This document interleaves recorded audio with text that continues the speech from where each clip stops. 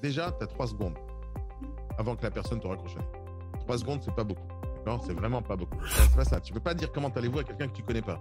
D'accord? Parce qu'il va pas te répondre. Quand tu rencontres quelqu'un dans la vie, ça va, la majorité du temps, il va te dire oui, ça va. Mais c'est faux. Un homme qui te répond oui, ça va, en général, il est en détresse et en détresse. C'est la majorité du temps. Parce que les hommes, ils racontent pas leur vie, déjà. Tu sais pourquoi les hommes racontent pas leur vie? Parce que personne n'en a rien à foutre de leur vie. Et chaque seconde que tu vas prospecter quelqu'un, déjà, il aime pas qu'on le prospecte. Il aime pas qu'on lui vende des trucs. Mais à chaque seconde que tu vas continuer la conversation et tu vas lui dire des trucs qui sont inutiles, ses nerfs, ils sont en train de monter. Tu connais les dessins animés, là, où le gars, il est énervé, tu vois, ça fuse. Comment ça va, les gents? Ça va très bien. Yes. J'ai passé une très bonne soirée. Ouh là là. Avec moi ou Et en dehors de moi? grâce à toi. Ok. Vas-y, raconte. Voilà. Raconte. Non, ben voilà, j'ai passé. Arrête, t'as commencé, hein? Ce qu'on s'est dit m'a fait du bien, m'a fait réfléchir. Enfin, voilà, quoi. Bonjour tout le monde. Super. Salut Pierre. Bonjour Pierre. Sébastien. Salut tout le monde. Comment ça va, tout le monde? Ça m'a fait réfléchir. Non, non, c'est dans le bon sens, bien Alors, évidemment. à quoi ça t'a réfléchi? Bah, non, mais ça n'a fait que conforter ce que je pensais du métier, quoi. Et que, bah, il fallait que je change de braquet et que je vois les choses différemment, C'est tout magnifique. simplement. Si j'arrive à changer ta vie, je suis super heureux. Hein. Je ne sais pas si tu vas changer ma vie, puisque voilà, ça a déjà été fait avec mon épouse, mais bah, j'en profite, elle n'est pas très loin. J'en profite. Dis ça, elle est là, espèce de canard. Moi. Canard, hein, j'ai pas dit autre chose. Canard. Oui, oui, non, mais j'ai bien compris. Non, non, tout va bien. C'est cool, c'est super génial. Ça va, Sébastien? Keinec, ça va, Sébastien Keinec? Très bien. Génial, cool. Très, très bien. Et comme il y a deux Sébastien, c'est compliqué. C'est ça. André, Oui. j'ai regardé ton mail et tu peux le corriger tout de suite. Parce que je vais vous donner un exercice que j'ai donné hier à André, qui est un super exercice pour ceux qui veulent faire une amélioration dans la prospection téléphonique, mais surtout, vous voulez savoir pourquoi les gens vous raccrochent au nez. Ça vous intéresserait de savoir pourquoi les gens vous raccrochent au nez? Alors, c'est quelque chose que j'ai fait avec Sébastien Keinec à l'époque chez Imo West. On l'a fait, mais j'ai donné cet exercice à André hier et c'était pas mal du tout. Et je pense que c'est un truc que je vais perpétuer. Ouais, je pense que c'est super intéressant. Et donc, l'idée de André, il a un peu de difficulté aux prospections téléphoniques, comme absolument tout le monde. Et donc, hier, dans la prospection téléphonique, je lui ai donné un exercice en temps réel d'appeler les gens comme si c'était une émission pour la radio, donc la radio Capitch, etc. Et on pose la question pourquoi vous avez marqué agent s'abstenir. On essaie de creuser le truc. Maintenant, l'idée, c'est que cet exercice en soi, il est facile. Il est facile parce que, hein, André, c'était quand même facile. Tu as eu des réponses au téléphone. Donc, c'est assez facile. Donc, on vainc sa timidité en posant des questions qui pourraient être intéressantes pour nous déjà. Et les réponses qu'on reçoit, elles sont géniales parce que ça te dit tout de suite pourquoi les personnes ne veulent pas travailler avec toi. Et qu'est-ce que tu as récolté comme information hier, André? Pourquoi les gens ne veulent pas travailler avec une agence immobilière? Bah, la première chose, c'est le prix qu'il a dit. Ouais. Et le manque de sérieux. Ouais, ça, j'ai envie que tu creuses ça. Quand tu vas poser la question, si quelqu'un te dit un manque de sérieux, demande-lui pourquoi vous pensez qu'il y a un manque de sérieux. Et hier, ils te l'ont dit, par exemple, parce que c'était un manque de suivi, par exemple, avec la vente chez le notaire, etc. Et ça, bien sûr, c'est un point qui est super important. J'en ai pas parlé hier parce que ce n'était pas le sujet, mais j'en ai déjà parlé un million de fois. C'est qu'entre le moment où tu prends un rendez-vous, tu prends un mandat, au moment où il y a la vente, la chose que tu dois faire, les gens ils utilisent le mot j'accompagne les vendeurs. Et en fait, on ne les accompagne pas. Ce n'est pas une question d'accompagner. La majorité du temps, vous ne voyez pas les vendeurs, vous faites les visites seuls, vous préparez les choses seuls, vous démarchez seuls, vous prospectez seuls, faites les visites seuls. La majorité du temps, le vendeur n'est pas au courant de tout ce que vous faites. La majorité du temps. En tout cas, pas dans le détail. Alors, il sait dans l'ensemble quand vous lui amenez des offres et des acheteurs, mais il ne sait pas exactement ce que vous faites dans la vie. Et les gens, ils ont tendance à penser qu'on ne fait rien. C'est pour ça que très souvent, on nous dit qu'on est des ouvreurs de portes, des porte-clés ambulants, etc. Donc, bien sûr, je ne vais pas répéter un million de fois le fait qu'il faut faire des vidéos, expliquer aux gens ce que vous faites, etc., parce que c'est ça qui va changer la donne. Mais l'idée de base, quand on parle d'accompagnement, c'est en fait, c'est rassurer les gens. C'est rassurer les gens. C'est-à-dire que ce qui va se passer entre le moment où tu as pris le mandat et au moment où tu as commencé à faire de la publicité, faire des visites et des offres, etc., comme la personne n'est pas au courant dans le détail près ce que tu fais au quotidien, il ne sait pas comment tu parles avec des acheteurs, il ne sait pas comment tu négocies, il ne sait pas comment tu fais les visites, il ne sait pas la difficulté juridique qu'il y a derrière, il ne sait rien de tout ça. Et donc, si jamais on ne l'informe pas, c'est compliqué. Donc, de temps en temps, ce qu'il faut faire entre le moment de la prise de mandat, enfin, ce n'est pas de temps en temps, c'est tout le temps même, entre le moment où on a pris le mandat et non, je raconte des conneries. Au moment où on a pris le rendez-vous au téléphone déjà, on est en train d'expliquer grosso modo ce qui va se passer. Quand on dit accompagnement, tu peux utiliser ce terme accompagnement dans ta démarche parce que les gens ils comprennent ce terme, mais dans la vraie vie, enfin dans la vie de tous les jours, ce que je vais faire, c'est de rassurer et de tenir au courant. Donc, quand je parle de compte rendu de visite, par exemple, que ce soit compte rendu de visite acheteur, compte rendu de visite vendeur et compte rendu de visite pour toi, c'est trois comptes rendus de visite que tu dois absolument accumuler au fur et à mesure des journées que tu fais des visites. Mais surtout, tenir au courant le vendeur de ce qui se passe. Par exemple, quand tu as fait une visite et elle n'est pas concluante, tu dois absolument appeler le vendeur en disant, monsieur, j'ai fait une visite aujourd'hui, mais la personne, elle n'a pas aimé le salon. Okay, mais juste pour vous dire ça. Maintenant, ce truc-là, il faut le faire aussi en compte rendu de visite, c'est-à-dire que les gens soient au courant de ce que les gens ont pensé.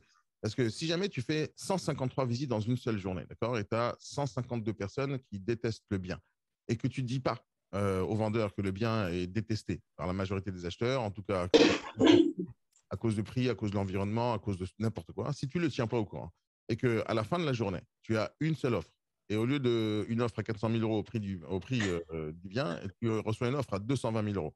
Si jamais tu ne dis pas au vendeur, pendant tout ce temps-là, les 153 visites, elles n'ont pas été concluantes parce que les gens, ils n'ont pas aimé l'intérieur, ils n'ont pas aimé l'extérieur, ils n'ont pas aimé le cadre. Il va croire qu'on n'a fait qu'une seule visite. Exactement. Et il dit, ouais, c'est brader mon affaire, baisser 100 000, moi aussi je sais faire.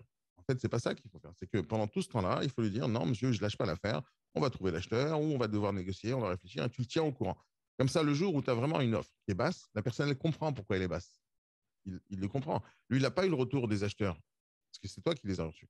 Maintenant, mis à part ça, entre le moment où tu fais les visites, etc., et surtout quand on a une offre et qu'on l'a négociée et qu'elle est acceptée, une des choses qui est importante, c'est bien sûr d'organiser le rendez-vous notaire et de faire la vente, et etc., etc., de préparer tout le dossier. Tout ça, on le sait que c'est compliqué. Maintenant, le vendeur, lui, il n'est pas au courant de tout ce que tu fais encore une fois. Il n'est pas au courant. Et donc, il peut penser que tu fais rien ou que tu vas aller juste prendre, recevoir un mail et c'est tout, ça s'arrête là. Et des fois, on a beaucoup de difficultés à chercher des informations sur le bien, que ce soit le type de propriété, les diagnostics, le règlement de copro, enfin, tous ces trucs-là qu'on a vraiment besoin pour mettre dans un dossier, on a des difficultés. Et si on ne tient pas au courant le vendeur, voilà, aujourd'hui, je suis chez le notaire, aujourd'hui, je vais à la mairie, aujourd'hui, je vais au cadastre, aujourd'hui, je fais ci, aujourd'hui, je fais ça. Vous pensez que ça pourrait le saouler, mais ça ne le saoule pas. Ça montre juste que vous êtes en train de travailler pour lui. Et lui, il est très content de ça. Il est très content de ça. Et une des choses qui va se passer le jour où tu fais une vente, c'est de rassurer les gens. Je te donne un exemple. Si jamais tu rentres dans une boutique de fringues, d'accord, une boutique, je sais pas, tu achètes une voiture ou n'importe quel truc qui est quand même assez important dans ta vie, normalement, tu as réfléchi à la question si tu vas acheter ce truc-là, si tu as le budget ou pas, si c'est vraiment le bon produit pour toi, etc. Tu as déjà réfléchi à la question chez toi à la maison en tant qu'acheteur. Mais quand tu réfléchis seul, tu n'as pas le retour de quelqu'un d'expérimenté qui pourrait te dire si c'est une bonne ou mauvaise décision. Et quand tu es le vendeur et tu vends à 400 000, enfin tu présentes un produit à 400 000 et d'un coup le négociateur il arrive, il te fait une offre à 360 000, il y a 40 000 euros de baisse. La question c'est est-ce que le vendeur il va prendre ça comme une bonne nouvelle ou une mauvaise nouvelle? Donc, est-ce qu'il va prendre ça comme oh merde, j'ai baissé de 40 000 euros ou tu vas lui dire écoutez, c'est la meilleure offre qu'on ait pu recevoir. De toutes les manières, je ne vous aurais pas pu vendre plus. C'est le cas. Et vous avez fait un bon choix d'accepter cette offre. Et maintenant, pendant tout ce temps-là, qu'est-ce qui va se passer? Tu vas aller travailler avec le notaire, tu vas préparer le dossier, tu vas appeler les acheteurs, tu vas faire des rendez-vous, ils vont te dire oui, ils vont te dire non, tu vas devoir faire beaucoup d'allers-retours avec les notaires par mail, par téléphone. Et si jamais le vendeur n'est pas au courant, qu'est-ce qui se passe? Il se pose des questions. Il se pose des questions. Je vais essayer de te donner un peu l'analogie avec ta nana, tu vois, ta nana, ta femme, celle que tu aimes, etc. Imaginons que tu as vraiment un problème. Tu sors du boulot à 17h30 parce que tu es salarié. Normalement, tu dois rentrer à la maison à 18h30. OK? Mais d'un coup, sur le chemin, tu as un accident de voiture. Non seulement tu as un accident de voiture, mais en plus, tu te retrouves dans une ambulance. Et après, dans l'ambulance, on t'amène à l'hôpital. Et maintenant, on ne sait pas ce que tu as. On te fait des prises de sang, on te fait des trucs, etc. Et à un moment donné, il y a des complications dans l'hôpital. Il y a un problème, enfin, peu importe, il y a plein de trucs qui se passent, d'accord? Et à la fin, tu arrives chez toi à la maison à 2 h du matin à pied, en titubant, d'accord? Parce que tu n'avais pas la mutuelle, tu rentres à la maison à pied, tu n'as plus de voiture, tu n'as plus rien. Et d'un coup, tu tapes à la porte, tu as l'air d'être bourré, tu as l'air d'être je ne sais pas quoi, et tu dis, c'est pas ce que tu crois. Vas-y, va lui expliquer maintenant à ta femme. Va lui expliquer maintenant à ta femme tout ce qui s'est passé. La première chose qui va se passer, c'est pendant tout ce temps-là où tu étais absent, même si à la fin, elle va te croire, d'accord? Même, et encore, c'est pas sûr qu'elle te croit. Mais imagine, il faudrait que tu lui amènes des preuves, l'ambulance, la facture, le lit. C'est du vécu, là ou... Bien sûr, c'est du vécu. Bien sûr, c'est du vécu. Mais l'idée, c'est que tu auras beaucoup de mal à expliquer ce qui s'est passé pendant les 6 dernières heures. D'accord? Et tu auras beaucoup de mal. Et donc, ce qui va se passer pendant tout ce temps-là, c'est même pas important si ce que tu dis c'est vrai ou pas. Pendant tout ce temps-là, il y a eu du doute dans la tête de l'autre personne. D'accord? Il y a eu du doute. Et la première chose qu'elle va faire quand tu rentres à la maison, ça va t'engueuler. Elle n'est pas en train de s'inquiéter si il t'est arrivé quelque chose. Elle s'inquiète, peut-être tu la trompes, peut-être ce genre de truc. Mais c'est que des doutes dans la tête. Et après, tu vas te battre pendant des heures et des heures et des heures pour essayer d'expliquer que c'est pas vrai, c'est parce qu'elle pense. Tiens, regarde la facture de l'hôpital, regarde le truc, regarde la photo de la voiture, regarde une selfie quand je me suis fait écraser. Enfin, tu vas devoir essayer de prouver par 50 millions de manières tout ça. En vrai, ça aurait été beaucoup plus facile si, par exemple, il y avait une application, et ça existe, hein, ça s'appelle la Watch, l'iWatch d'Apple, tu vois, quand tu as un accident, hop, tout de suite, ça appelle les urgences, ça appelle ta femme, ça appelle les numéros que tu as dit, même ton téléphone, quand tu tombes par terre, il y a un petit bouton là-bas que tu peux activer.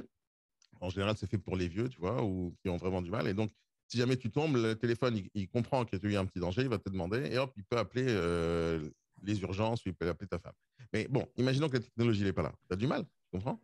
Tu as du mal à expliquer ça. Et en fait, si jamais il y avait eu un SMS qui était envoyé à ta femme en lui disant votre mari, il y a eu un petit problème, il est à l'hôpital, le doute, il n'existe plus. Après, c'est la peur qui existe. Et après, elle va devoir venir essayer de te sauver, venir te voir à l'hôpital, etc. Maintenant, s'il n'y a pas, cette information comme quoi il y a un problème, les gens ils vont avoir des doutes. Et donc, au moment du compromis, ou enfin, pendant tout le long, et les gens ne savent pas ce que tu es en train de faire, si jamais tu rassures pas en disant vous inquiétez pas, je m'en occupe, vous inquiétez pas, je vais faire ci, vous inquiétez pas, je suis là-bas, vous inquiétez pas, je vais faire ci et faire ça. Aujourd'hui, on est chez le notaire, on va signer chez le notaire. Le lendemain, tu dis c'est bon, le dossier a été complètement envoyé, a été enregistré, c'est bon, on a reçu les offres de prêt, c'est bon, tout va bien se passer. J'ai eu appelé les acheteurs, tout est OK, j'ai appelé la banque de l'acheteurs, tout est OK.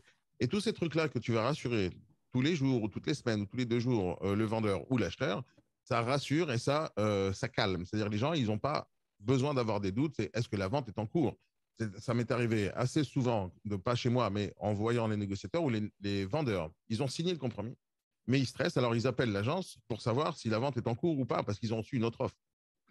Et donc, ces trucs-là, ils sont vraiment compliqués après à rattraper en disant ouais, mais je savais pas, on a signé, j'ai reçu une offre, je l'ai accepté. Non, on peut pas. Après, on va devoir gérer des problèmes. Et donc, en fait, des fois, on est des pompiers pyromanes, c'est-à-dire on fait des conneries et après, on va devoir éteindre le feu qui vient juste derrière. Et la meilleure chose à faire, c'est d'entretenir la relation tout le temps et pas juste c'est bon, j'ai fait la vente, j'ai reçu une offre, allez, on se casse et on attend la prochaine, on continue à prospecter. Tout le principe, c'est que quand tu vas chercher une belle commission, ce qui est bien sûr notre objectif à chaque fois, c'est que la commission soit payée au final et que la personne soit contente au final de tout le travail que tu as fourni. Et donc, pour ça, il faut lui montrer ce que tu fais. Et pour lui montrer, tu n'es pas obligé de lui envoyer des photos, tu peux juste l'appeler, lui envoyer un message, lui envoyer un mail en lui disant j'ai fait ça aujourd'hui, j'ai fait ça aujourd'hui. Même si tu as l'impression que tu fais le bouffon, tu vois, en train d'envoyer des mails de tout ce que tu es en train de faire, si tu as cette impression, tu l'enlèves cette impression de ta tête. Parce que je te donne encore un exemple qui existe dans toutes les grandes entreprises. Hein, on appelle ça le support technique, par exemple. Quand tu as un problème avec ta télévision, ta voiture ou je sais pas quoi, tu vas toujours arriver, surtout quand c'est des sites où tu achètes des trucs en ligne, que ce soit Amazon ou autre, ou la Fnac ou ces trucs-là, à chaque fois que tu vas faire un retour produit au SAV, on va faire ce qu'on appelle ouvrir un ticket. D'accord? Toutes les grandes sociétés ont ça. Ils ouvrent un ticket de support technique. Et qu'est-ce qui va se passer à partir de ce moment-là? Tu vois, ils vont recevoir le mail, tout de suite, tu reçois une réponse, c'est bon, on va recevoir votre demande, c'est Patrick qui va s'occuper de votre demande, etc. Donc, Patrick, il reçoit la demande. Au moment où il ouvre le ticket, tu reçois un mail en disant bonjour, votre demande a été prise en charge, nous allons vous tenir au courant, Ouais. etc. Tu comprends? C'est comme le colissimo, le suivi. Ouais, C'est ouais, parce ouais, qu'on ouais. sache où c'est. C'est exactement ça. Et personne qui a un problème de SAV n'est perturbé par le mail que tu reçois, qui reçoit. Il est content de recevoir une information comme quoi on traite sa demande. D'accord? Il est content de ça. Et donc, il ne faut pas regarder ça comme si tu étais en train de les harceler ou leur envoyer des mails ou les spammer. Au contraire, ils sont super contents de ça. En plus de ça, ils vont se dire, ce mec-là est professionnel. Et donc, éviter d'envoyer des mails comme ça, c'est une grosse erreur. Et pourtant, c'est ça qui rassure les gens. C'est ça qui vont dire, mon agent immobilier, franchement, est génial, je vous le recommande, etc. C'est ça qui va faire que les gens vont avoir envie de travailler avec vous. Pourquoi? Parce que tu vas créer des émotions chez eux. Et l'émotion, c'est quoi? C'est la sécurité. Ils vont aimer comment tu les traites. Même si ce n'est pas le vendeur qui te paye, ça ne change rien. Il t'a confié son bien, il t'a fait confiance. Donc, prouve-lui qu'il avait eu raison de le faire. Et donc,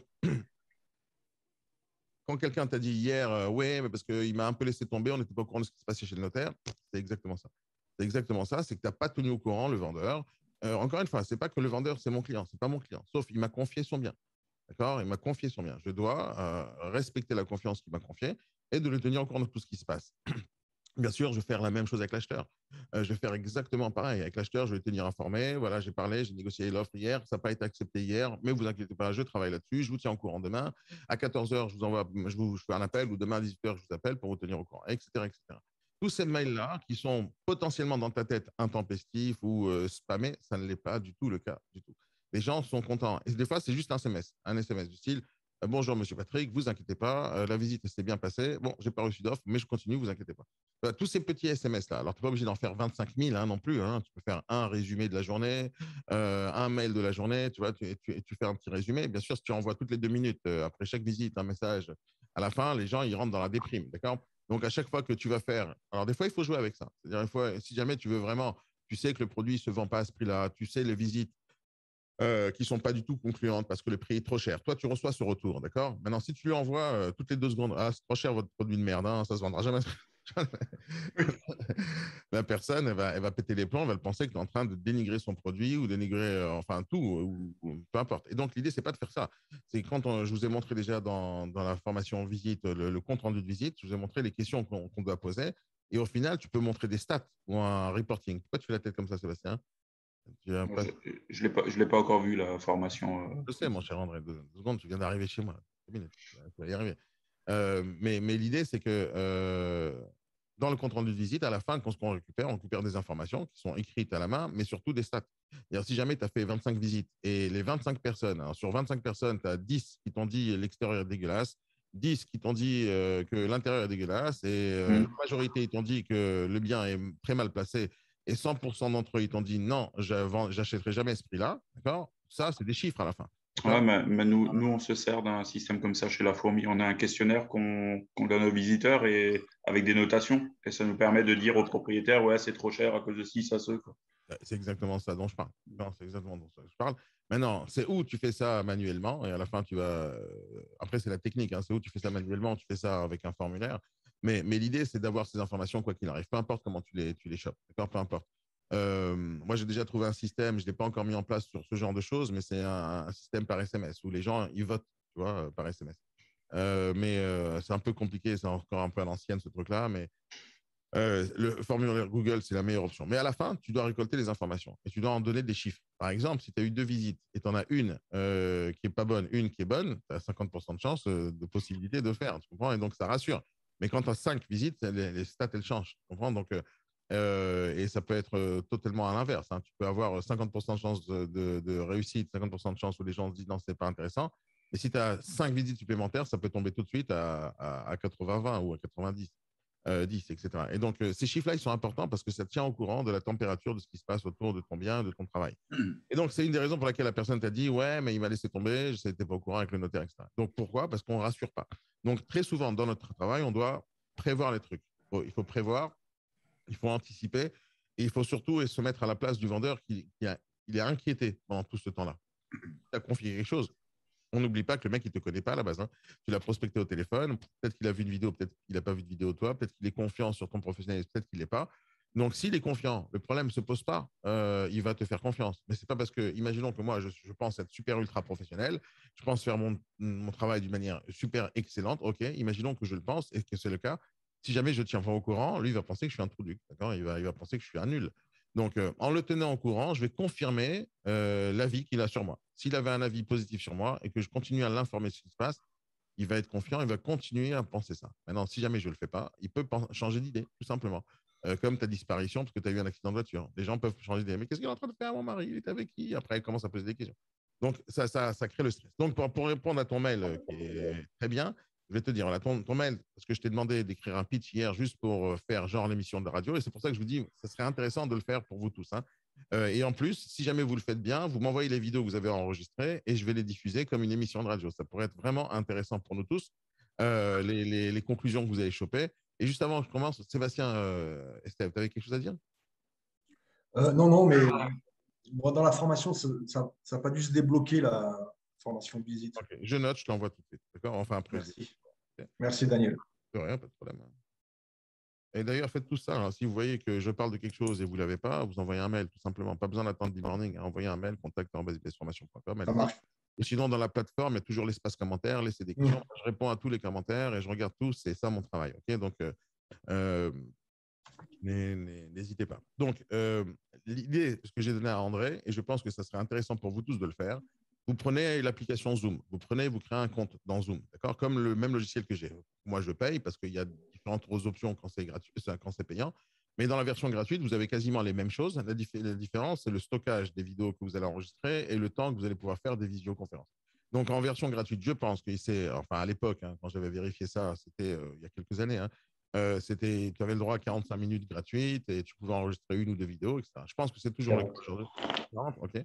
Merci Sébastien. Donc, je pense que c'est toujours le cas aujourd'hui avec Zoom. C'est le meilleur outil pour le faire. Donc, vous faites un truc simple. Vous prenez un compte Zoom gratuit, vous ne payez pas, et vous mettez votre webcam, votre micro, et vous faites le gars qui va appeler. Merci. C'est qui ça? Qu'est-ce qui est enroué? C'est ça, Sébastien? Non, c'est pas bon. Bon, c'est gentil. Vous êtes ouf, les gars, vous n'êtes pas conscients. Donc, j'ai donné l'idée à André hier. Vous prenez Zoom, mettez le micro, mettez la caméra, et vous appelez des gens en temps réel et vous filmez. Maintenant, l'idée, c'est d'appeler les gens en leur posant une question, en leur disant un truc simple. Bonjour, je me présente, un tel. J'appelle pour la radio Capitch et j'ai une seule question à vous poser parce que nous faisons une émission dans l'immobilier. On veut savoir pourquoi vous avez marqué agence s'abstenir. Et c'est la seule question qu'on doit poser. Et c'est une question ouverte où la personne, elle va normalement s'ouvrir si elle ne vous raccroche pas au nez. Maintenant, dans ce cas-là, vous n'êtes pas en train de vendre quoi que ce soit. Vous n'êtes pas en train de lui demander de l'argent, vous êtes juste en train de poser une question. Si on vous raccroche au nez trop souvent, il y a un vrai problème dans votre façon de parler, parce que ce n'est pas normal qu'on vous raccroche au nez. Juste quand vous avez juste une question à poser, vous ne vendez rien du tout. Donc déjà, si vous avez... Maintenant, on va te raccrocher au nez des fois parce que c'est la radio et les gens ne vont pas être enregistrés. D'accord? Ça peut arriver, ça. Mais en réalité, ils ne vont pas te raccrocher au nez comme ça, avec une méchanceté absolue, comme ils pourraient l'avoir avec les agents immobiliers, agents s'abstenir, etc. Ils vont avoir une autre façon de raccrocher, une autre raison. Sur les autres raisons, ça serait j'ai pas envie d'être à la radio, j'ai pas envie qu'on entende ma voix. Et même dans ce cas-là, André, si tu vois quelqu'un qui est un peu hésitant, il faut le rassurer. Vous inquiétez pas, monsieur, je ne vais pas citer votre nom, pas obligé de me donner des informations personnelles et ne me dites rien. Et en plus, ça ne va pas être diffusé du tout. Je prends juste des notes et je vais en faire un article. Et donc, les personnes, elles sont confiantes quand tu leur dis ça. D'accord? Mais non, ils ne savent pas que tu as enregistré, ils ne savent pas que tu filmes, ils ne savent pas qu'on va les entendre parler. Maintenant, le fait qu'on va les entendre, ça ne veut pas dire qu'on va montrer leur visage, ni leur nom, ni leur prénom. Ils ne vont même pas se reconnaître dans une vidéo quand c'est toi qui parles. Parce que même dans la vidéo, si on fait... Parce que l'idée, ce que je t'ai donné hier, je vais le faire pour tout le monde. Vous faites les vidéos, vous me les envoyez, et c'est nous qui montons, et on en fait tout un travail pour que ça soit une belle émission au final, et que ça pourrait apprendre des choses à plein de monde. Parce que ce qui pourrait être intéressant, et moi, à chaque fois que je fais ça, que ce soit dans les agences ou voilà, en tête à tête avec toi, chaque fois que je fais cet exercice, à chaque fois, les gens sont étonnés des retours que vous avez au téléphone. Vous êtes toujours étonnés. Ah ouais, je ne savais pas que la commission, c'était si important chez eux. Ah, je ne savais pas qu'ils pensaient ça. Ah, je ne savais pas que c'était ci et ça. Et en faisant ça, en fait, tu fais une étude de marché où les gens vont être honnêtes avec toi. Parce que tu n'es pas un agent immobilier quand tu parles, tu es juste un gars qui veut faire une enquête et tu vas peut-être les aider. Alors, tu pourras toujours les rassurer en disant, voilà pourquoi je fais ça, parce que je pense que les particuliers ont des problèmes avec les agences immobilières et les agences immobilières, ils ont des problèmes particuliers. Et on voudrait bien vous aider, parce que je pense que c'est un service qui pourrait vous aider, mais on ne sait pas pourquoi ça ne marche pas. On voudrait juste savoir pourquoi. Qu'est-ce qu'on pourrait améliorer chez les agences immobilières pour qu'ils puissent vous donner un meilleur service? Tu comprends? Et donc, toutes ces questions-là ou ces phrases que tu pourrais placer dans ta conversation va rassurer la personne, non seulement de répondre à tes questions, mais en plus de te dire exactement toutes les critiques. Tu sais, les Français, ils sont forts là-dedans. Hein. C'est très rare que tu vas recevoir des compliments de la part de Français, surtout quand tu es une entreprise ou tu es un homme politique ou tu es un entrepreneur. Par contre, les critiques, tu en auras plein. Hein. Dès qu'il y a un truc qui n'est pas bien, ah, vous avez fait une faute de frappe ici, ah, attention, c'est pas très clair. Ah, non, non, on n'a pas compris. Ah, le prix, il a changé. Hein. Ils ont toujours des trucs à se plaindre, mais jamais des trucs sympathiques à nous dire. Et donc, c'est très facile de faire que les gens s'ouvrent lorsque tu leur demandes, allez-y, critiquez-nous. D'accord? Donc, tu vas pas le faire en tant qu'agent immobilier, tu vas le faire en tant qu'animateur radio, d'accord? Ou journaliste, d'accord? Et quand tu dis journaliste, déjà, c'est pas du tout la même chose que je suis agent immobilier. Hein. Journaliste, c'est quand même quelque chose d'important dans la tête des gens. Donc, ton pitch, voilà comment tu l'avais écrit hier. Bonjour, c'est Maurice de Capitch Radio. Alors, change de prénom, Maurice. Je sais Ah, pas, moi. Maurice, mon Jérôme, fils. Arthur. Parce que Sébastien, il a fait la chose la dernière fois, il m'a fait un accent dans une vidéo tunisien de ouf. C'est Maurice. Il est négociateur immobilier. Là, il y a Daniel Adjar dans la radio, tu vas pas mettre un deuxième, c'est trop. Faut un peu équilibrer le truc. T'as pas une tête de Maurice en plus. Donc change, fais un autre truc. c'est pas bon. Ou dis juste André, tu vois, dis André, c'est très bien André, parce qu'au final, la vidéo, elle va être diffusée. Donc, le but, c'est que parce que l'idée de ce que je t'ai donné, si jamais on pousse le bouchon très loin, d'accord, l'idée, c'est de faire une vidéo où il y a ta tête, d'accord, où il y aura ton nom, ton prénom, et t'étais pendant un passage éclair à la radio, d'accord, et pendant un passage éclair, tu as une vidéo qui va tourner, parce que ce genre de vidéos, elles vont cartonner. J'en ai fait plein des vidéos comme ça, et ça cartonne terriblement sur les réseaux sociaux. Surtout quand on critique les agences immobilières. Et tu vois, tu sais ce qui va se passer derrière, c'est qu'ils vont te dire merci, les gens.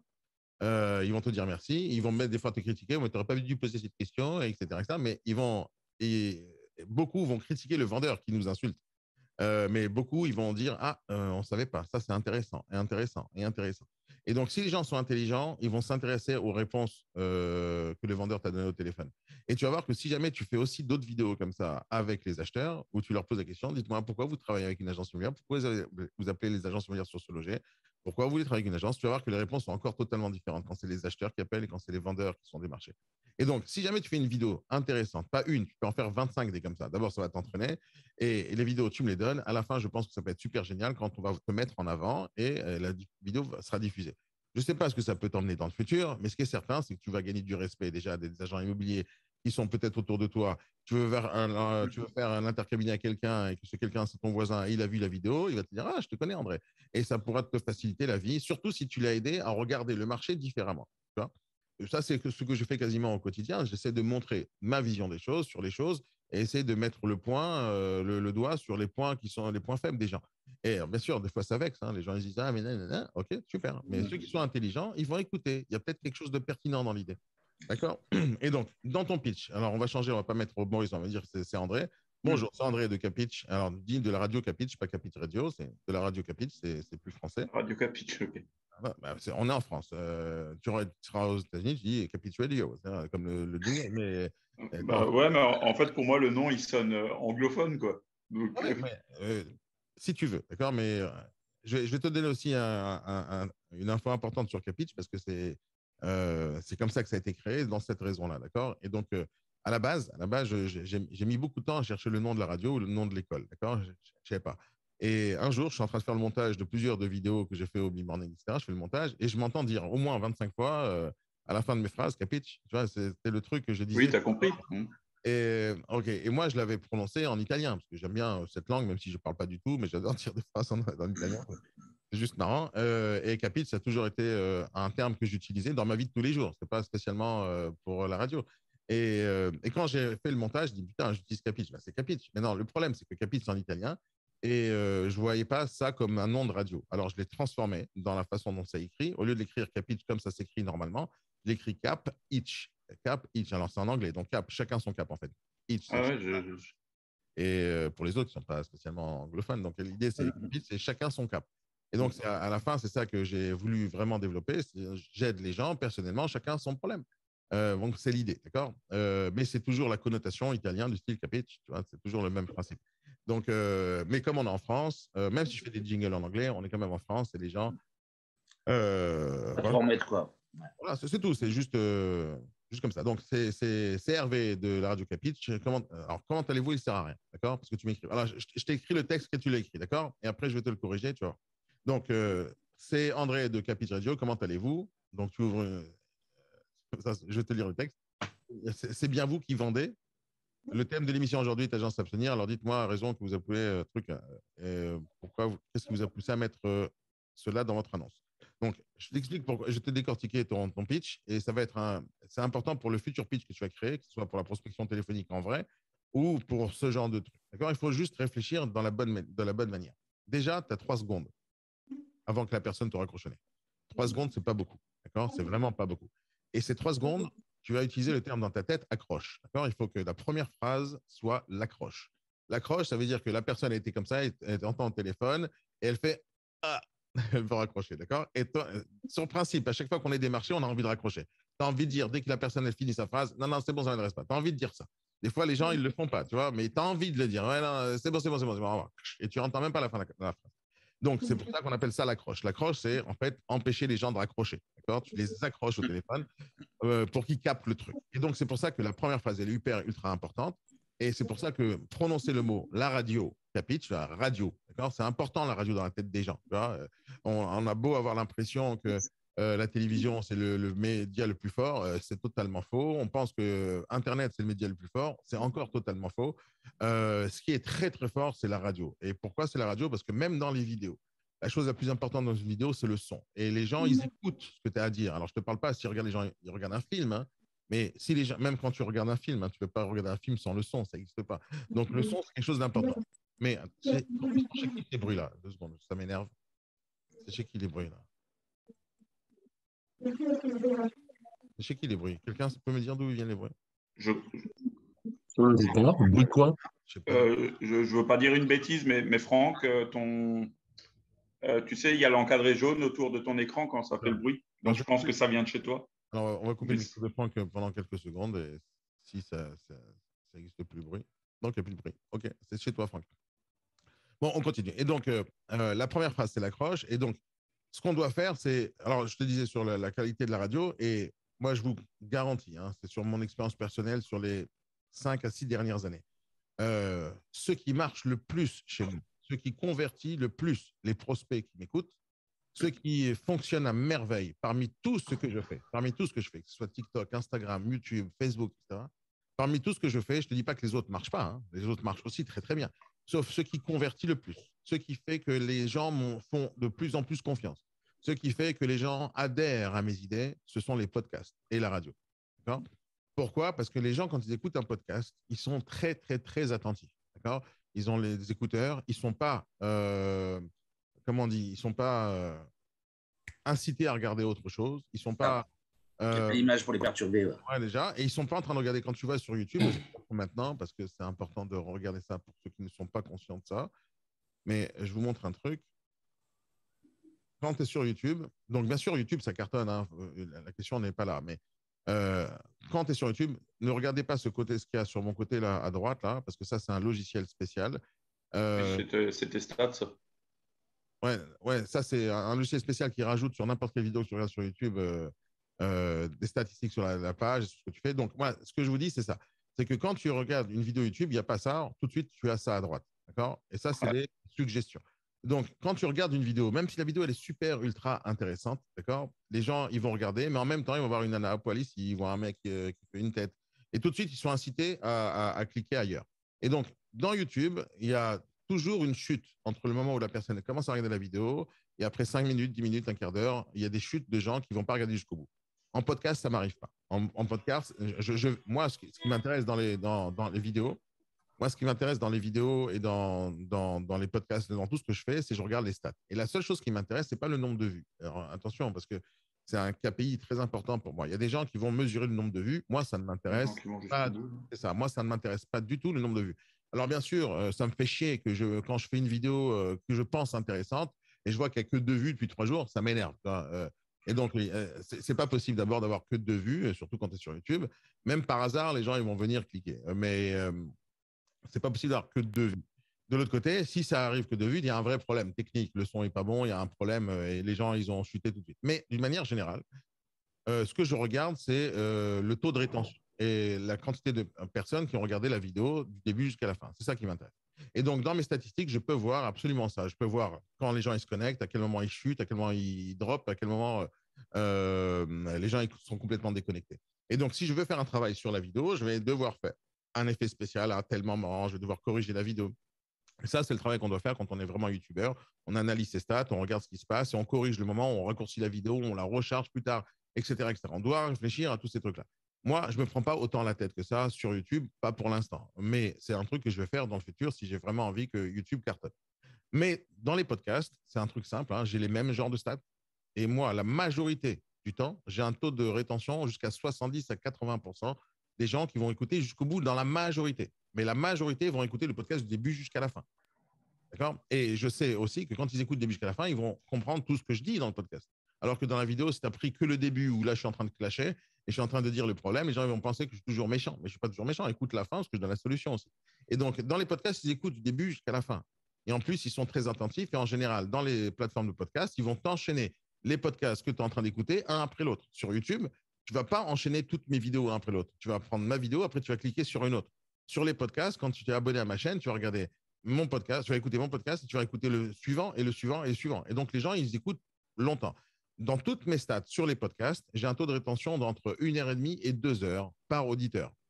Et j'ai en gros, grosso modo, j'ai plus de 30 000 heures d'écoute de mes podcasts tout au long du mois. 30 000 heures d'écoute.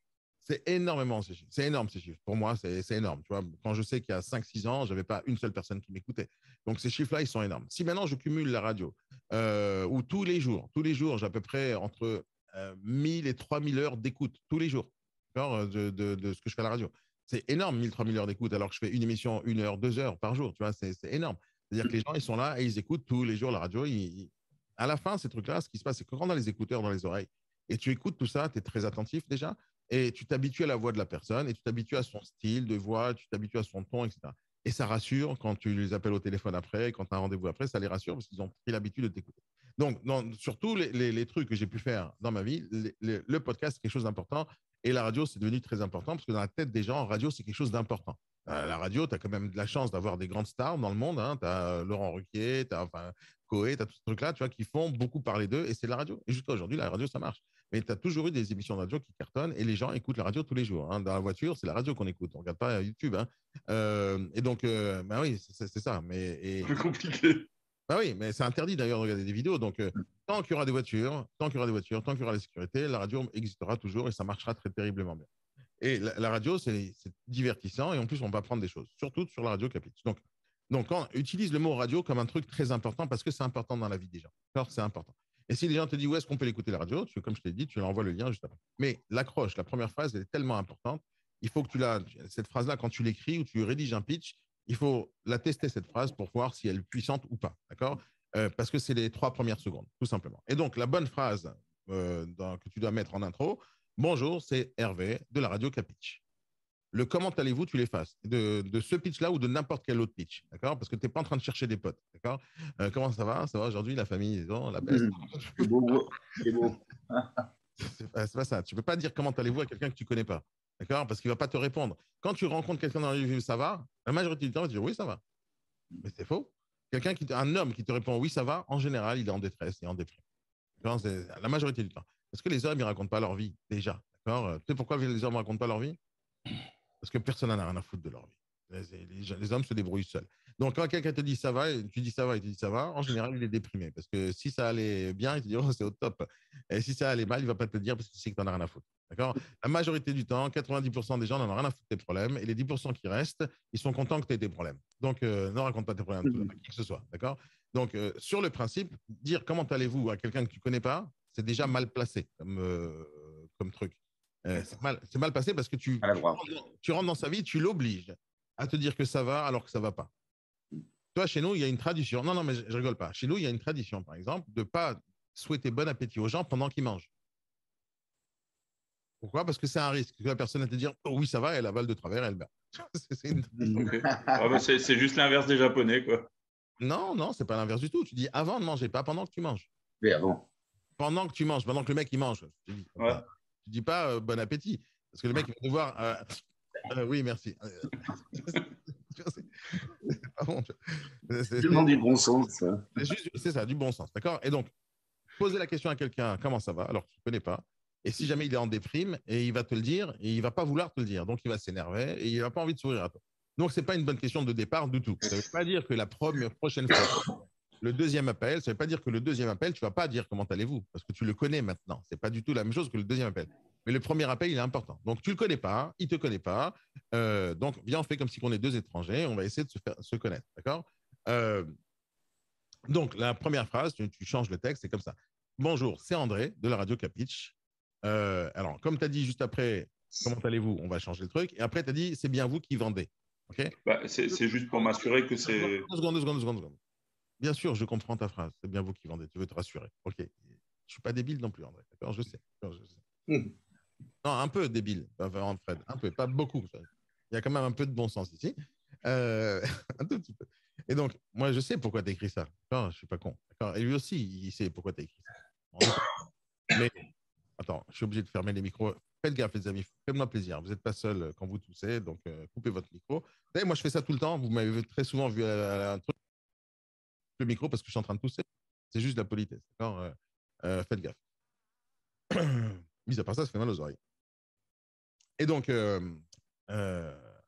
où j'en étais. Ah, c'est bien que vous qui vendez. Donc, quand tu poses la question à quelqu'un qui a mis une annonce sur le Bon Coin, d'accord, c'est comme si tu rentrais dans une pizzeria et tu poses la question, vous vendez des pizzas ici? Faut être con, quoi, d'accord? Il n'y a que moi qui fais cette blague quand je vais dans un restaurant de sushi, je commande des pizzas. Et c'est pour une blague, parce que je sais très bien que c'est pas normal, d'accord? Mais si jamais je pose cette question sérieusement, bonjour, vous vendez des sushis dans un restaurant de sushi, il va me lancer la hache en pleine gueule, tu vois. Il est en train de couper du saumon, il me la lance, tac, direct. Si jamais je suis sérieux. Quoi, vous vendez pas de sushis ici? Bon, c'est pas normal, tu vois, c'est une question pas normale. Donc, poser la question, une question évidente à une personne, tu vois, en fait, tu le prends pour un débile. Juste, tu le prends pour un abruti. Oui, je vends, monsieur, vous n'avez pas vu l'annonce, c'est sur le Bon Coin. Bien sûr que je vends. C'est moi. Vous m'avez parlé au téléphone, je réponds au téléphone, donc je vends. Donc, bien sûr, il sait pas, tu ne sais pas s'il a vendu déjà ou il a une offre ou pas, si ça se trouve, l'annonce, elle est ancienne. Tout ça, tu ne sais pas, n'est-ce pas? Mais le problème, c'est que quand tu poses cette question évidente, c'est quoi la réponse possible? D'accord? Oui, je vends. Ça, c'est une réponse possible. Si la réponse, elle est oui, je vends, tu l'as pris pour un débile. Et donc là, tu es en train de l'énerver déjà. Maintenant, si jamais il ne vend pas, il va te dire non, je ne vends plus. D'accord? Donc, cette information, tu aurais pu la collecter de la même manière en disant bonjour, je vous appelle à propos de l'annonce qui est vue sur le Bon Coin. D'accord? Et s'il ne vend pas, il te dit non, je ne vends plus.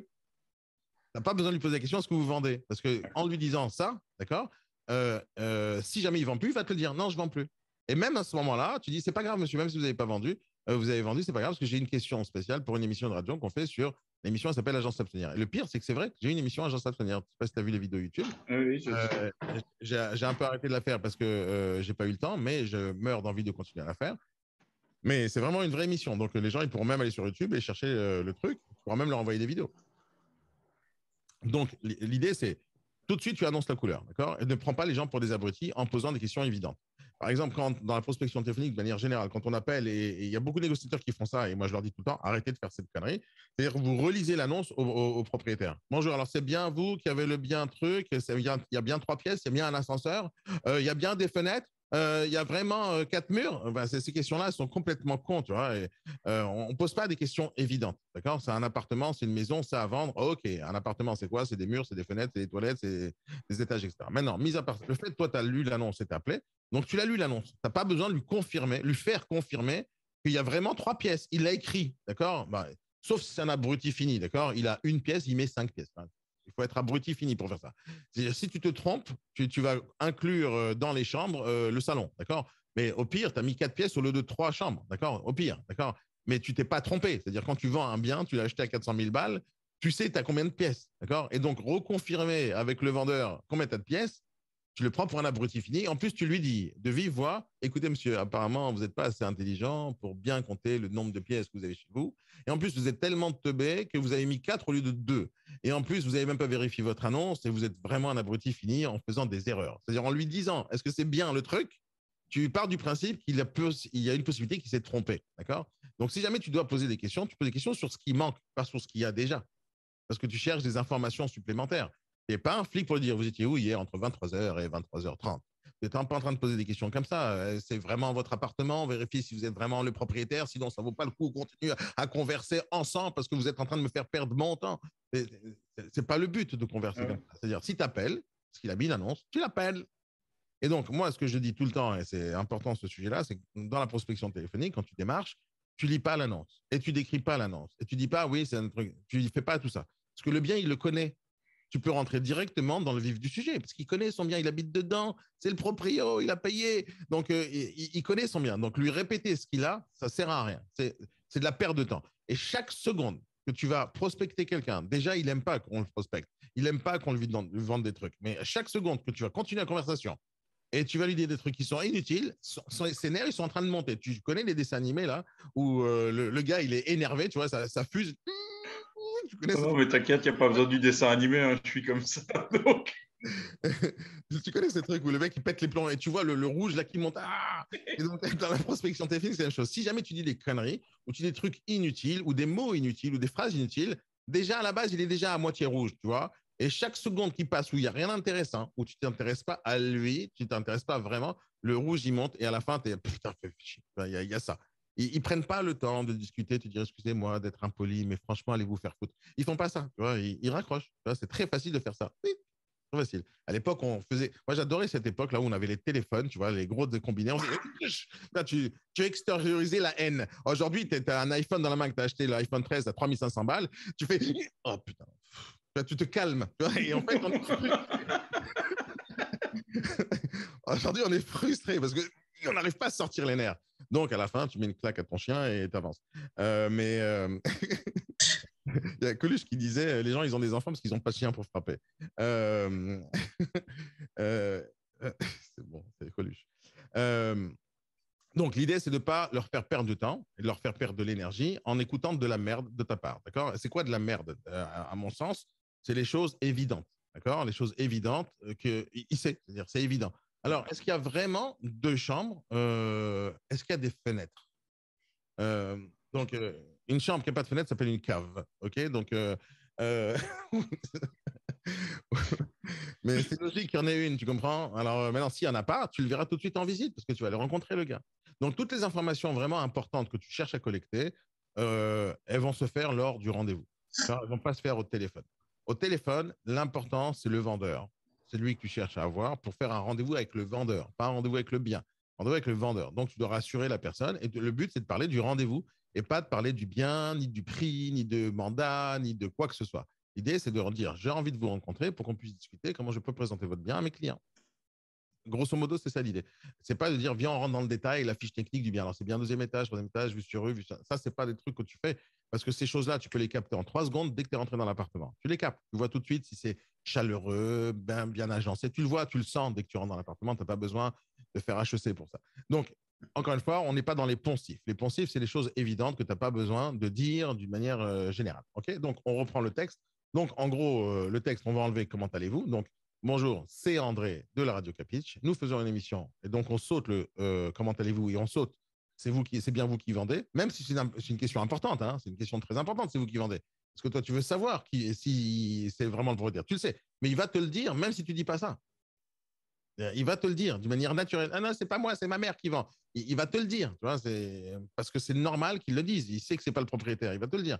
Donc, poser la question est-ce que c'est bien vous qui le faites, c'est une question de flic. Tu vois, c'est pas une bonne question. Parce que d'une manière générale, les gens ils vont te répondre. D'accord? Je ne sais pas si vous connaissez l'émission L'appel trop con de Régis Chanson. Vous connaissez cette émission?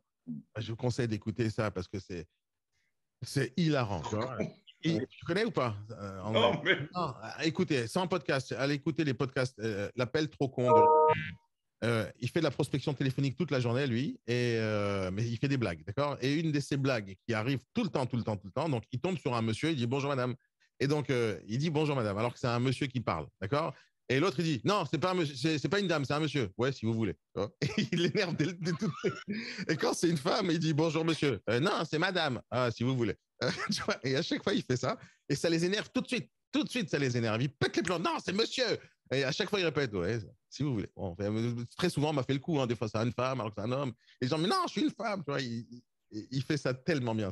Et donc, il fait péter les plombs aux gens. En écoutant l'appel trop con, non seulement tu vas t'éclater de rire parce que c'est marrant, et c'est vraiment une superbe émission, mais en même temps, tu vas écouter tout ce qu'il ne faut pas faire. Parce que tout ce qu'il fait, c'est l'inverse de ce qu'il faut faire. C'est-à-dire, il énerve les gens, il fait chier les gens, il raccroche au nez. Très souvent, c'est mais je vais appeler la police. Mais vous allez appeler la police pourquoi? Moi, si je... Alors, qu'est-ce qu'il fait? Les gens, quand il les énerve, ils disent je vais appeler la police. Alors, lui, il dit moi aussi, je vais appeler la police. Et il fait bonjour, c'est la police. Il fait comme si c'était le flic. C'est tellement hilarant ce truc. Mais en fait, c'est tout ce qu'il ne faut pas faire. Donc, quand tu écoutes ça, essaie aussi d'apprendre qu'est-ce qu'il ne faut pas faire. Tout ce qu'il fait, c'est ce qu'il ne faut pas faire. Et donc, à partir de là, tu vas comprendre ce qu'il faut faire. Hein. C'est l'inverse. Quoi. Mais c'est assez marrant. Allez écouter, c'est cool. Maintenant, donc, on enlève les poncifs. Donc, c'est André de la Radio Capitch. Nous faisons une émission, nous avons une émission Agence S'abstenir. On cherche à savoir une chose simple. Pourquoi vous avez marqué Agence S'abstenir dans votre annonce? Simple. Après, tu la formules, cette phrase-là, avec la syntaxe et la sémantique que tu veux, mais grosso modo, ça. Dans notre émission Agence S'abstenir, on voulait savoir justement pourquoi vous avez marqué Agence S'abstenir dans votre annonce. C'est tout. Maintenant, si jamais il te dit non, mais truc, quelle radio, ben, je vous envoie par SMS si vous voulez le lien et je vous rappelle dans 5 minutes. Mais l'idée, c'est de rassurer la personne pour qu'elle puisse s'ouvrir à toi. Et à chaque fois qu'il va te dire, il va te répondre, hein, parce que tu vas lui dire pourquoi vous avez marqué Agence S'abstenir, il va commencer à te parler. S'il s'ouvre à toi, tu as bien fait le truc, il va s'ouvrir à toi. Quand il va s'ouvrir à toi, il va te dire des choses. Il va te dire, par exemple, oui, parce que j'ai eu une mauvaise expérience. Et là, tu vas devoir rebondir et donc improviser, dire, d'accord, quel genre de mauvaise expérience avez-vous eu? Tu vois, et tu rebondis. Mais l'idée, c'est pas d'avoir des questions, même si tu pourrais avoir des questions sur ton papier que tu pourrais potentiellement poser, il faut pas être, tu vois, il y a deux types d'intervieweurs, d'accord, sur la planète. Tu as les mauvais et tu as les bons, d'accord. Ils préparent leurs questions à l'avance et ils les posent un à la suite de l'autre, d'accord. Donc, oui, c'est ça, d'accord, super. Ok, la troisième question, c'est, ça, c'est les mauvais, d'accord. Les bons, ils font la même chose. Ils préparent les questions, mais tu ressens pas qu'ils préparent la question, d'accord. Tu le ressens pas. Donc, ils préparent les questions dans leur tête ou sur leur bout de papier, mais l'échange, c'est un échange. C'est-à-dire que la question, la 3, elle va peut-être arriver en 6. La question 10, elle va peut-être arriver en 1, selon ce qui se passe, d'accord. Maintenant, quand tu as l'habitude de faire le même genre d'interview régulièrement, tu n'as plus besoin de ton papier. Et tu vas surfer naturellement sur la conversation. L'idée, c'est d'être dans une écoute active. On en a parlé hier ou avant-hier. L'idée, c'est d'écouter vraiment la personne. Toi, si tu prépares ton émission dans ta tête avec les bonnes questions à poser, donc tu les formules bien, etc., une fois que tu les as rédigées, ces questions à la main, en fait, elles sont déjà entrées dans ton cerveau. Je ne sais pas si ça vous est déjà arrivé quand vous étiez jeune de tricher dans un examen. Moi, j'ai toujours triché dans mes examens, mes dictées, histoires. J'ai toujours triché. Mais devine quoi? J'ai jamais utilisé mes antisèches. Juste jamais. C'est-à-dire, en préparant les antisèches. Sur ma vie, c'est la vérité, d'accord. J'ai C'est ça qu'on apprend. j'ai toujours préparé des antisèches, de ouf, tu vois, des trucs vraiment élaborés, tu vois, vraiment élaborés. J'étais champion de ça. J'aurais pu être un espion dans ma vie, tu vois, tellement j'arnaquais les gens avec ça. Mais j'ai jamais dégainé l'antisèche. Juste jamais, jamais, parce que Moi, je l'ai filé au voisin. ouais, moi, j'aurais fait ça parce que j'avais toujours peur que les gens pensent que je suis un tricheur, mais j'étais un tricheur en réalité. Mais j'ai toujours arnaqué le monde comme ça, c'est-à-dire que en faisant les antisèches, j'apprenais le cours. Et à la fin, je vois la question, mais je connais ça, et je réponds. Et je n'avais pas eu besoin de l'antisèche. Et j'ai compris quelques années plus tard, c'est que c'est la meilleure méthode de travail, juste la meilleure méthode de travail d'apprendre en fait. Mais en apprenant, en rédigeant. Par exemple, j'ai donné déjà plein de fois des conseils à des gens qui veulent apprendre l'anglais, parce que c'est comme ça que j'ai appris. C'est comme ça que j'ai appris. Une des choses que j'ai faites, qui était une méthode que je n'ai pas cherchée ni trouvée ailleurs, je l'ai juste fait. J'adore la musique, j'adore le chanter. Et donc, pendant des années, il y a une chanson que justement, par hasard, putain, c'est des signes, ces trucs-là. Juste avant qu'on se connecte, il y avait la chanson Hotel California. Hotel California, c'est ma chanson préférée de tous les temps, comme pour beaucoup de gens. Et cette chanson, je l'ai fait chaud avec ça. Ah ouais, grave. Et surtout quand je la joue à la guitare, je peux pas t'imaginer. Même toi, tu craquerais sur moi. Mais quand tu vas m'écouter jouer ça, tes cheveux vont repousser, Fred. Ah si, je t'assure, ça la vie de ma tata Jacqueline. Et donc, la chanson Hotel California, pendant des années, André, des années, je parlais pas anglais, pendant des années, je dis n'importe quoi. Là, je disais de la phonétique. Donc, ce que j'entendais, ouais, je croyais que c'était les bonnes phrases parce que ça sonnait pile poil, ça sonnait, tu vois, ça marchait pile poil comme si que le mec qui fait le doublage dans les films, tu vois, ça match, mais c'est pas du tout les bonnes paroles. Et à un moment donné, je chante ça devant une nana, elle dit mais qu'est-ce que tu racontes? C'est la chanson, non? Tiens, on est californien, non? Le seul mot que j'avais de bon, c'était le titre Hotel California. C'est tout. Tout le reste, c'est de la merde. Et un jour, je dis, c'est pas possible, je peux pas continuer comme ça. Alors, qu'est-ce que j'ai fait? J'ai pris, j'ai pris le son et je mettais play et j'entendais un mot et j'écrivais. Mais c'était toujours blablabla. Bla, bla, bla, bla. C'était toujours de la merde. Et donc, je comprenais pas le sens du truc. Je comprenais pas. Donc, il fallait que je fasse au ralenti, je mette pause, je mette play 1000 fois jusqu'à que je comprenne un truc qui ressemblait au mot. Et jusqu'à aujourd'hui, sur ma vie, je viens d'apprendre le vrai mot. Smell of Colitas. Je ne connaissais pas ce truc. Ça fait 30 ans que je la joue, cette chanson. Et je l'ai écoutée. Des fois, chez les chanteurs, tu ne comprends pas tout ce qu'ils disent, d'accord? Et donc, si tu ne vois pas, alors aujourd'hui, c'est facile. Hein, tu vas sur Google, tu cherches Hotel California, traduction ou lyrics, tu les tombes. Mais à l'époque, Internet n'existait pas, tu vois.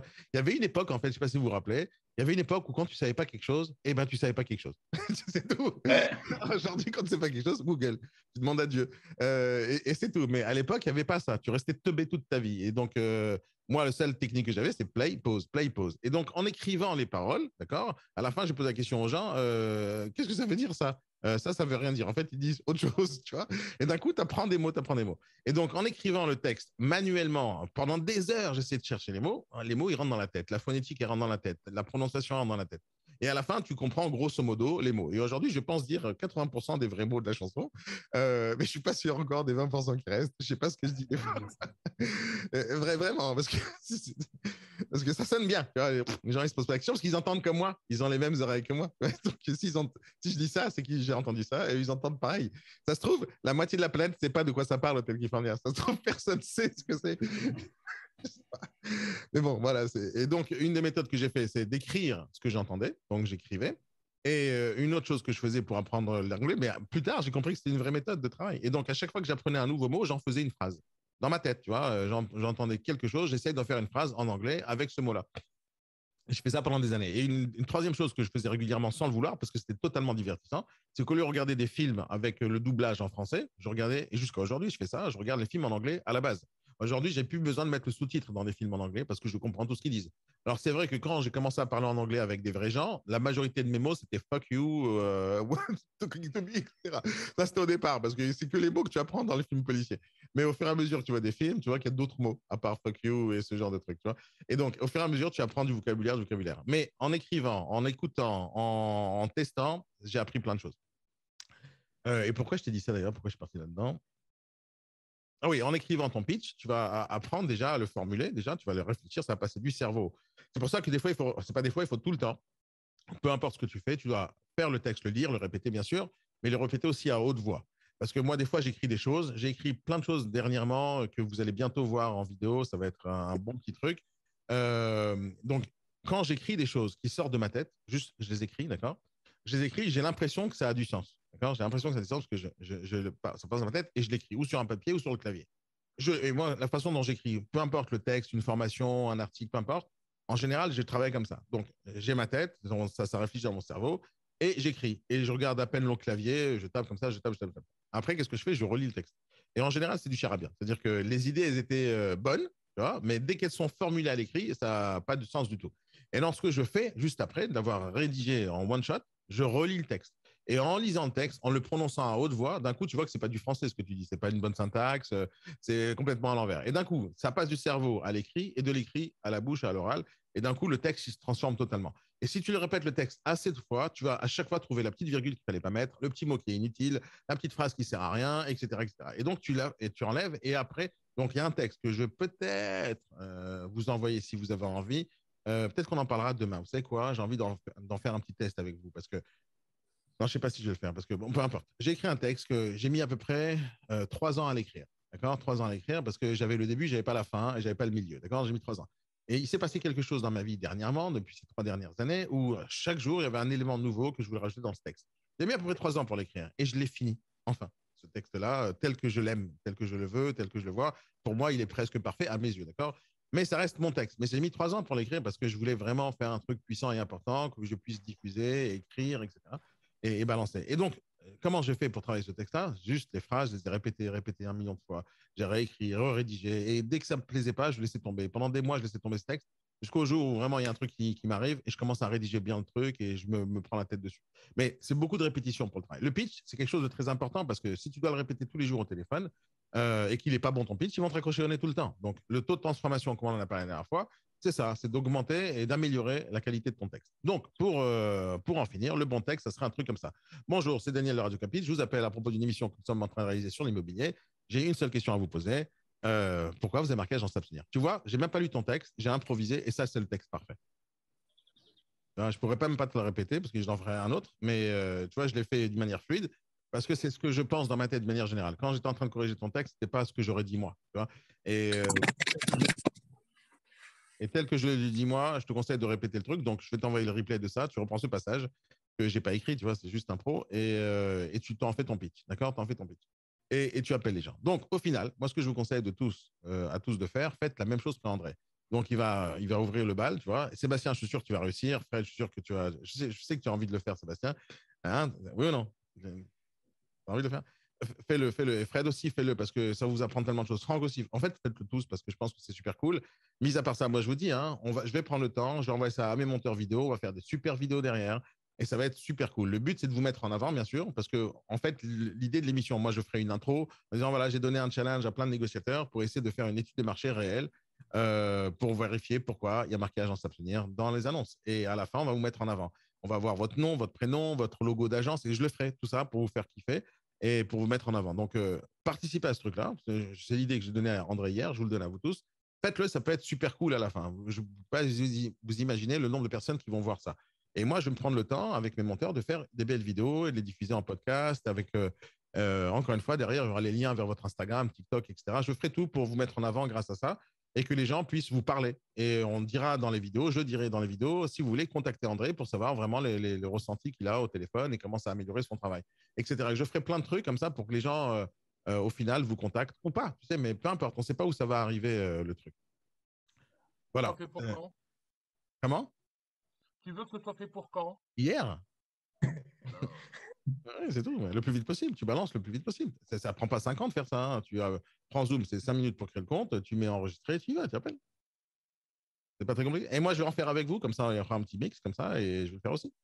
Je l'ai déjà fait 1000 fois, donc c'est pas un problème. Mais c'est super intéressant, je pense, le résultat de tout ça. Tu te rappelles, Fred, quand on l'a fait dans l'agence, ça, n'est-ce pas? Ouais, c'était bien, non? C'était intéressant. Moi, je pense que c'est super intéressant pour vous déjà. Ce sera super intéressant à la radio et ce sera super intéressant sur YouTube et ce sera super intéressant de manière générale. Pour les professionnels, ils vont adorer avoir ça. Parce qu'ils ne le font pas, ça. Parmi vous tous, il y a quelqu'un qui a déjà fait ce genre de choses? Non, jamais. Et donc, vous ne savez pas vraiment la réalité de genre. Vous savez quoi? J'ai posé une question hier sur le groupe Telegram et personne ne m'a répondu. J'ai posé une question, qu'est-ce qui a changé énormément sur le Bon Coin? Et vous savez qui m'a montré ça? Ben, c'était André hier. Et donc, j'ai découvert tout de suite. Je suis parti chercher. Mais vous avez vu ou pas ce qui a changé sur Telegram, ouais, je dis Telegram, sur le Bon Coin? Vous avez remarqué ou pas? Bon coin, ouais. Vous avez remarqué? Sauf ceux qui étaient avec nous hier et qui savent maintenant. Vous n'avez pas remarqué?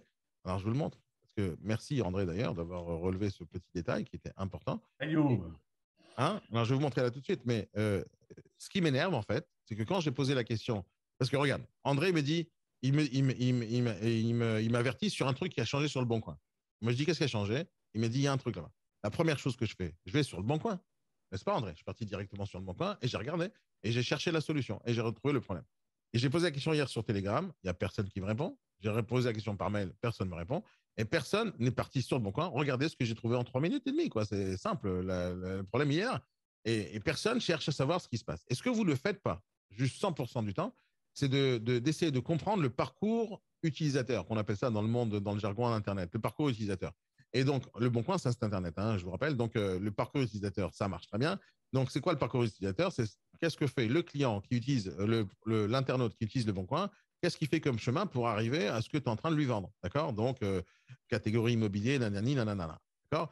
Est-ce que, voilà, Sébastien et Joe ou Fred, parce que vous n'étiez pas avec moi, et François, vous n'étiez pas avec moi hier. Si je vous pose la question aujourd'hui, décris-moi le Bon Coin pour l'acheteur. Si tu me le décris. Sans le regarder. Ne regarde pas, Joe. Fais pas le truand, là. Là, je ne regarde pas, je mettais le micro. Vas-y. Parce que j'ai regardé hier, moi, je n'ai pas trouvé. Hein. Justement, alors, décris-le-moi le site tel que tu le vois. Si jamais un acheteur, il cherche un bien, décris-le-moi. Normalement, tu le connais, le site. Décris-le bien. Le site. Cherche bien. Oui, oui. Ouais. Et ben, il va dans la catégorie vente immobilière. Oui. Après. Il tape. Immobilier neuf. Ouais, il tape le nom de la ville. Ouais. Et ensuite, il y a des filtres appartement, maison, surface, prix, du terrain. Quoi d'autre? Et après, il y a quoi? Une fois qu'il a fait ça, clique sur rechercher et après, il y a quoi? Professionnel, particulier. Ok, ça, c'est ce qui existait avant. Et bien, ça n'existe plus. Professionnel et particulier? Ouais. Si, ça existe toujours. Non, regarde, bah non, tu vas pas te foutre de ma gueule. J'ai regardé hier, justement. Justement, mais je te le montre maintenant. Okay, donc, regarde bien. Si tu fais, on va faire le parcours utilisateur. Donc, je recommence à zéro. Je rafraîchis la page. Allez, réveille-toi le Bon Coin. Okay. Donc, je vais aller sur le moteur de recherche, chercher vente immobilière, Île-de-France, et 5000 quelque chose bien. Attends 2 secondes, je vais rechercher. Parce que j'ai activé les filtres. Attends, je vais effacer les filtres. Hop. Donc, j'efface les filtres et je fais rechercher. Les filtres sont toujours actionnés. J'efface les filtres, tout effacé, rechercher. Donc, regardez, si je fais une recherche normale, donc je viens d'arriver sur le site Le Bon Coin, je fais une recherche appartement, truc, regardez ce que j'ai en face de moi. Ça, c'est le résultat de recherche, n'est-ce pas? Okay, comme d'habitude. Mais vous vous rappelez qu'il y a encore quelques jours de ça, je ne sais pas quand est-ce qu'ils ont changé, donc je ne peux pas savoir quand ils ont changé le truc. Avant, il y avait quoi ici? Il y avait une barre ici. Particulier, professionnel, ouais. Eh ben, elle n'est plus. Si, elle est dans les filtres, non? Elle est dans les filtres, mais elle n'est plus ici. Ah, d'accord. Elle n'est plus ici. Et donc, qu'est-ce qui se passe? L'acheteur, il va avoir les pros et les particuliers mélangés. Oui, tu l'as dans les filtres. Et donc, Mais c'est pas en rapport avec. Il y a donc un moment que Le Bon Coin il propose aux professionnels de payer pour ce qu'ils envoient des particuliers. mais ça, c'est depuis la nuit des temps, ça. C'est pas. Ça, c'est depuis le début. Bon, Mais oui, bon, ils font beaucoup plus de pubs maintenant dessus. ouais, bon. Le Bon Coin, il n'a pas changé sur le principe. Mais ce que je vais te dire, c'est qu'avant, jusqu'à il y a quelques jours, je ne sais pas quand ça a changé, donc je ne peux pas te dire la date, mais avant, il y avait ce petit case à cocher particulier aux professionnels. Et donc, les acheteurs, eux, tout de suite, ils avaient ce bouton à désélectionner. Donc, je veux voir que les particuliers ou je veux voir que les professionnels. Aujourd'hui, il n'a pas ce bouton. Donc, il doit faire une petite action pour aller faire le filtrage. Et donc, pour nous, c'est un bon avantage. Hein. C'est un avantage. C'est-à-dire que les personnes, ils peuvent tomber sur nous par hasard parce qu'ils ont appelé une annonce pro. Et la seule différenciation qu'il y a entre avant et aujourd'hui, c'est ça. Ce petit truc pro, là. Vous voyez ce petit marqué pro, là, en haut à droite de l'annonce? Ouais. Pour l'instant, au moment où tu es en train de faire le résultat de recherche, c'est la seule petite différenciation. D'accord? Donc, d'un côté, pour moi, je pense que c'est un bon truc pour nous. C'est-à-dire qu'on a beaucoup plus de chances d'avoir des appels de gens qui n'ont pas fait la différence entre particulier et professionnel. Et pour ça, c'est comme si que Le Bon Coin leur a compliqué la vie pour leur dire, écoute, au lieu de cocher une case, on va te rendre la vie un tout petit peu plus compliquée. Et donc, tu vas devoir cliquer sur tous les filtres, descendre un tout petit peu en bas, et à la fin, tu marques particulier ou professionnel. Et quand tu fais particulier, à ce moment-là, ça efface absolument tout le reste des pros. Mais tu vois, cette petite action, dans le monde d'Internet, c'est une action compliquée. D'accord? Parce qu'encore une fois, les gens, ils n'ont pas le temps de faire tout ça. Ils n'ont pas la présence d'esprit d'aller chercher le filtre. Et donc, pour nous, c'est bien. Alors, peut-être qu'ils ont fait ça pour nous. Peut-être pas. Moi, je pense qu'ils l'ont fait pour nous, pour essayer d'avoir un peu plus d'appels. En fait, ils l'ont fait pour nous, mais pour eux. Parce que si jamais ça nous génère plus d'appels, nous, on va dire, Le Bon Coin, c'est génial. En fin de compte, c'est pas bien d'un autre côté, parce que les gens vont nous appeler, ah, vous êtes un professionnel. Alors non, on va se faire accrocher peut-être plus souvent. Mais voilà, ça, c'est un énorme changement, tu vois. Et une des raisons pour laquelle vous ne saviez pas hier, parce que vous n'avez pas eu le réflexe, comme moi, c'est d'aller vérifier tout de suite qu'est-ce qui se passe sur Le Bon Coin et d'aller chercher ce qui manque. Parce que vous vous en foutez complètement de ce que font les acheteurs, tout simplement. Et t'as remarqué là ou pas maintenant, Joe? T'as vu? Oui. Ok. Voilà, voilà, c'est tout ce que je voulais vous dire jusqu'à aujourd'hui, ce matin. Il y a des questions avant qu'on finisse? Non, c'est bon. Vous allez le faire? Dites-moi de qui je dois attendre des vidéos. Franck, tu vas le faire? Seb, tu vas le faire? Tu le fais? Cool. Oui. Super. Joe, tu vas essayer de le faire ou pas? J'ai pas tout compris. Il faut aller sur Zoom, c'est ça? Tu peux faire Zoom comme tu peux avoir deux téléphones portables, hein, mais je te conseille Zoom parce que tu vas enregistrer le son et l'image en même temps et ça va être cool. Ouais. C'est beaucoup plus facile pour moi pour monter. Donc, tu prends un compte Zoom. C'est gratuit, Joe. Donc, prends un compte Zoom. Tu fais exactement un webinaire tel que je le fais maintenant. Tu fais une réunion et tu cliques sur enregistrer. Et après, tu appelles des gens. Ok. Je vais essayer, voir si j'ai le temps parce que. Ouais, mais si tu n'as pas le temps, on ne fait pas. Mais voilà, c'est non, parce que. C'est pour vous. C'est une opportunité. Je pense que c'est une opportunité, il faut le faire. Surtout que derrière, on va faire un vrai travail de montage, de diffusion. Cette énergie, je vais vraiment la prendre. Et donc, je vous conseille de le faire. Vas-y, André, tu voulais dire Par quoi? contre, si je n'appelle personne à travers Zoom, il y a une option spéciale à cocher parce que ça enregistre. Ah bah oui, mais d'abord, tu peux utiliser ça tout le temps. Moi, je te conseille vraiment d'utiliser ça même pour faire du contenu sur les réseaux sociaux. Hein. C'est-à-dire que tu n'as pas de caméra, tu n'as pas envie de faire sur le téléphone, tu as envie de faire ça calme devant ton PC avec un petit fond vert derrière. Et tu n'as même pas besoin d'avoir un fond vert. Là, j'ai pas le fond vert, tu vois, mais pourtant, on voit un truc derrière. Donc, quand je mets le fond vert, tu vois, oui, c'est mieux s'il y a une meilleure qualité. Meilleure qualité. Mais j'ai un fond vert, mais je ne le mets pas pour le morning, ça me saoule. Je le fais que quand je fais des vidéos un peu plus puissantes. En fait, voilà, peu importe. Donc, moi, j'aime bien le fond vert pour éliminer tout ce qu'il y a derrière, pour rajouter des effets derrière. Mais voilà, le matin, c'est cool, j'affiche les logos. Qu'est-ce que je vais te dire? Oui, alors tu peux utiliser Zoom dans ta vie de tous les jours déjà. Et je vous conseille de le faire. Je vous l'ai déjà dit 1 million de fois. Quand tu vas utiliser un outil comme Calendly, par exemple, ou Snapfeed, tel que je vous ai dit, tu configures ton agenda avec Zoom, donc tu les connectes ensemble, même dans la version gratuite, tu les connectes ensemble. Et donc, tu pourras toujours dire aux gens, fais un rendez-vous avec moi, clique ici, et tout de suite, ça crée une réunion. C'est-à-dire en gratuit, là, tout de suite. Donc, cet outil de faire des visioconférences avec des gens, c'est vraiment génialissime. Mis à part ça, à chaque fois que tu fais un rendez-vous avec quelqu'un, enregistre-le, parce que je ne te dis pas de diffuser tout, mais il y a toujours. Moi, j'enregistre tout, pas pour diffuser des choses que vous dites, etc. En fait, c'est pour essaie de pas Pour avoir rater. des dossiers. Non, pas du tout. Parce que... Je plaisante. Non, mais en fait, l'idée, c'est que je sais jamais quand est-ce que je vais dire un truc intéressant et je sais jamais quelles questions vous allez poser et je sais jamais qu'est-ce qui va se passer. Tu vois, je sais jamais ce qui va se passer. Donc, si dès qu'il y a un moment spécial, je dis attendez, recommence à zéro, il faut enregistrer, ça marche pas, on a perdu le truc, d'accord? Donc, le momentum, il est perdu. Donc, j'enregistre tout et à la fin, je prends ce qui est intéressant et je diffuse, etc. Mais l'idée, c'est que je sais pas ce qui va se passer. Et donc, moi, je te conseille, quand tu prospectes au téléphone, par exemple, du vrai, hein, en vrai, hein, filme-toi. Filme-toi dans Zoom en faisant ta prospection téléphonique. Qu'est-ce qui va se passer? Déjà, tu vas pouvoir te réécouter en regardant la vidéo et tu vas voir à combien tu es naze ou à combien tu es génial. D'accord? Tu vas voir. Ou tu vas voir aussi tes points d'amélioration. Et t'es À un, pas... à un moment, je m'enregistrais et j'ai vite arrêté. Non, mais au contraire, tu dois le faire. Tu dois vraiment le faire. Tu dois te battre pour te regarder en train d'échouer. Tu dois te battre. Parce que tu dois te battre avec toi-même. C'est vraiment la chose la plus puissante qui existe sur la planète. Et j'ai pas appris ça tout seul, tu vois. Tu regardes juste les grands sportifs, les grands champions d'absolument tout, hein. Tu prends Tiger Woods, tu regardes comment il apprend à travailler son swing. Tu vois que ce gars-là, c'est le champion du monde de tout, d'accord, en golf. Champion, champion, champion, champion. Et tu crois qu'il s'entraîne plus? Il s'entraîne toujours. Et il a 25 caméras sur lui qui vont lui détecter le mouvement à la seconde, au millième près pour savoir qu'est-ce qu'il a fait comme erreur. Et son coach lui dit, tu vois, ton ongle, il est trop pourri, trop gros, il faut que tu le coupes. Il cherche le petit détail. Le samouraï du golf. Ouais, ouais. Et dans notre travail, dans le métier, il faut faire ça. D'ailleurs, j'ai trouvé une application. Alors, je n'ai pas trouvé l'application. Je suis parti dans un salon, le salon du learning, il y a un an avant le Covid, et j'ai trouvé une application de ouf. Vraiment, vraiment un truc génialissime. Et donc, c'était sur iPad, tu vois. Je l'ai pas pris à cette époque-là, le truc, et là, je pense à le refaire. Comme je fais, voilà, en gros, c'est je fais une simulation avec un négociateur en face à face, je fais un travail sur une vente, etc. Et je le filme le gars. Je filme le gars pendant l'exercice. Et pendant l'exercice, donc la vidéo, elle est là. Et le logiciel lui-même, il est en train de détecter des situations bizarres. Il va écouter tous les mots. Et après, moi, je peux donner des annotations selon ce qui s'est passé dans la vidéo pour que tu puisses voir le replay. Et donc, ce principe, il est génial déjà, de se revoir. Par exemple, tu n'as pas la possibilité, quand tu es tout seul chez toi à la maison, de savoir si ce que tu as fait, c'est bien ou pas. Tu n'as pas la possibilité de faire ça. Et pourtant, si tu enregistres, tu n'as plus qu'à m'envoyer la vidéo et je te dirai exactement ce qu'il a foiré. Et après, tu n'as plus qu'à corriger. Tu vois. Et c'est vraiment ça la meilleure façon d'apprendre.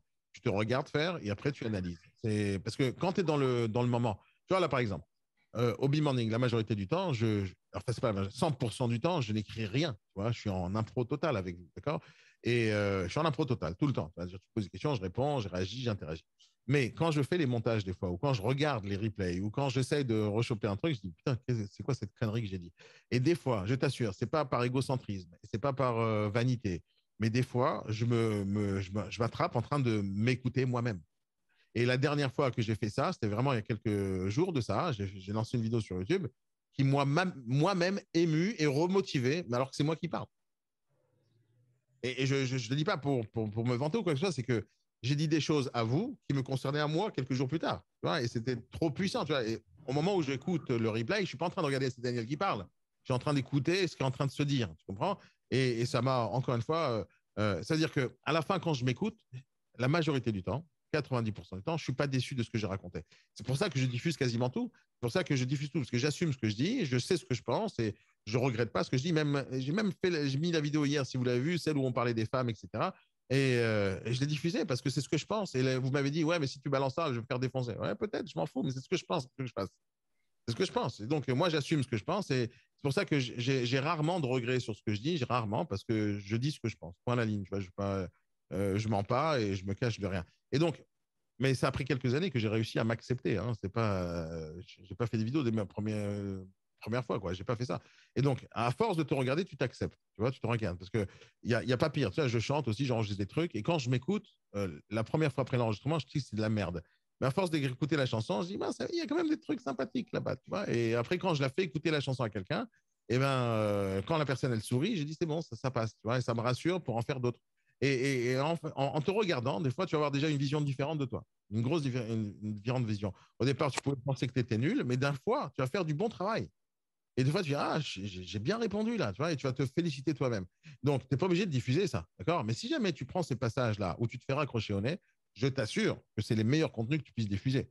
C'est-à-dire que dans n'importe quel film qui t'inspire, le schéma, c'est toujours le même. La personne, elle n'y arrive pas, après, elle s'entraîne et après, elle réussit. Et donc, si jamais tu montres que la réussite, ben, ça fait kiffer personne. Montre l'échec, montre la difficulté, montre l'entraînement au coaching avec Daniel, montre combien de fois tu t'es raccroché au nez, montre tout ça. Et après, montre quand tu es parfait. Tu comprends? Et après, les gens, ils vont dire, ah putain, il y a un long chemin, tu vois. Et il a appris des choses. En plus, il peut transmettre. En plus, et ça m'a aidé, ça m'a motivé, ça m'a inspiré. Et après, le vendeur dit, ah, mais c'est quand même difficile leur métier. Et l'acheteur dit, ah, vous faites tout ça pour moi. Tu vois, il y a plein de choses que les gens peuvent se penser quand ils te voient échouer. Il ne faut pas avoir peur d'échouer. Est-ce que tu crois qu'un champion de NBA qui est en ce moment en train de faire un match et qui rate un panier, tu crois qu'il va arrêter la NBA juste parce qu'il a raté un panier? Non, il va se faire engueuler. Juste après, ça le motive pour en faire un autre. T'as aimé le film que je t'ai conseillé de voir hier? Le haut du panier? Ouais, bon, Adam Sandler, quand c'est pas des comédies, c'est assez spécial quand même. Ouais. Bon, mais t'as aimé ou pas? Mais il était bien. Moi j'ai aimé, moi, ça m'a mis la larme à l'œil, ce truc-là, et parce que j'ai vécu presque la même chose avec ces gens-là. Mais je le vis encore une fois, tu vois. Il y a plein de gens qui vont te perturber dans ta vie, tu vois. Et la question, c'est comment tu fais face à la perturbation, comment tu fais face à l'adversité. Tu l'as vu en anglais, toi ou... Ouais, toujours en anglais. Moi, je regarde toujours en anglais. Non, mais c'est sérieux, je regarde tout en anglais. C'est la meilleure façon d'apprendre, c'est ce que je te dis. Je regarde tout en anglais. Et en plus, je t'explique pour la base, la raison pour laquelle je regarde tout en anglais, c'est simple. Hein. Tom Cruise, bah, il vaut des millions, d'accord? Il s'est entraîné toute sa vie pour être Tom Cruise. Hein. C'est vraiment un champion de Cruise. Et toi, tu vas écouter un mec au SMIC qui fait la voix. On le paye 25 millions d'euros la minute et tu vas écouter un mec au SMIC qui va répéter la voix de Tom Cruise, même s'il fait bien son travail. Mais j'ai pas envie d'écouter lui, j'ai envie d'écouter Tom Cruise. Ouais, non, bon, ce qui est de chiant avec les traductions, c'est que des fois, il se chie, mais complètement. Ah ouais, c'est pour ça que j'écoute pas. Moi, je veux l'origine, tu vois, je veux le vrai talent d'acteur pour lequel il est payé. Je veux avoir son intonation, sa tristesse, ses émotions. C'est pour ça qu'il est un acteur, tu vois. Et quand tu écoutes Brad Pitt, t'as pas envie qu'on te mette la photo de Gad Elmaleh, quand même. Tu peux pas. tu veux pas. C'est le film X dans les années 70 qui était doublé en allemand. Ah oui. Ah ouais, tu vois les paroles qui. Il y a bon, importe. Là, c'est le doublage complètement bizarre dans les telenovelas. Tu fais, la personne a dit et bonjour, vous allez bien. Ça marche. Il y a un décalage de 3 minutes entre la phrase et les mots. Et la prononciation, ouais, c'est bizarre. Non, mais écouter Jean Gabin, là, la traduction, elle est bonne. Mais quelle traduction? Il est pas en français, Jean Gabin, non? Justement, c'est pour ça. Pendant 3 secondes, j'ai eu un doute qu'il était américain, le gars. Non, parce que tu ne parles que des acteurs étrangers, donc tu dis Jean Gabin, Belmondo, Alain Delon, ça passe bien. Mais ça passe bien, tu as raison. Mais je vais te dire un truc. Pendant des années, j'ai cru que Sylvester Stallone, il parlait français. Pendant des années. C'était pas logique qu'il parle aussi bien dans le film. Adrienne. Et ouais, c'était pas possible qu'il parle aussi bien. Je dis, putain, il parle français. Et quand je l'ai entendu en sous-titrage, je crois qu'il parle anglais aussi.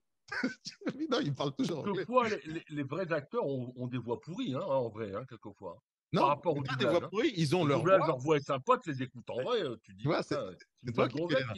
c'est toi qui fais l'erreur. Tu dis, ils ont une voix pourrie. Non, ça, c'est leur voix. Toi, ce que tu écoutes, c'est une autre voix. Non, mais tu vois, par exemple, si on parle de Sylvester Stallone, quand tu l'écoutes en anglais, il n'a pas la même voix qu'en français. C'est-à-dire qu'en français, quand tu l'écoutes, il a la voix. Moi, je trouve que Sylvester Stallone, la voix en anglais est féminine. Quand tu l'écoutes en anglais, il a une voix toute fluette. Moi, je suis d'accord avec toi, André. Il y a pas entre Bruce Willis, par exemple, et Sylvester Stallone, grosso modo, ça ressemble pas mal. Hein, ça ressemble pas mal. Mais c'est pas du tout pareil. Ça ressemble, mais c'est pas pareil. Sylvester Stallone, c'est ma guerre. Adrien, c'est Dupontel quand il faisait Rambo. Ouais. Un obus dans le dos. J'adore Dupontel.